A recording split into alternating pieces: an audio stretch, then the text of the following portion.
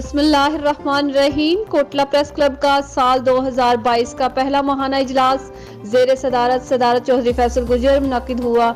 इजलास की कार्रवाई तिलावत कुरान पाक से की गई। सदर प्रेस क्लब चौधरी फैसल गुजर ने कोटला प्रेस क्लब की इमारत की तमीर के बारे में ब्रीफिंग दी और तमाम नुमाइंदगान को कहा कि अगले माहाना मीटिंग तक तमाम प्रेस क्लब के अहदेदार और मेंबरान अपने अपने प्रेस कार्ड की फोटोकॉपी जिस अखबारात या चैनल के साथ वाबस्तगी है वो जनरल सेक्रेटरी मलिक मोहम्मद अशरफ ऐवान साहब के पास जमा करवाएं।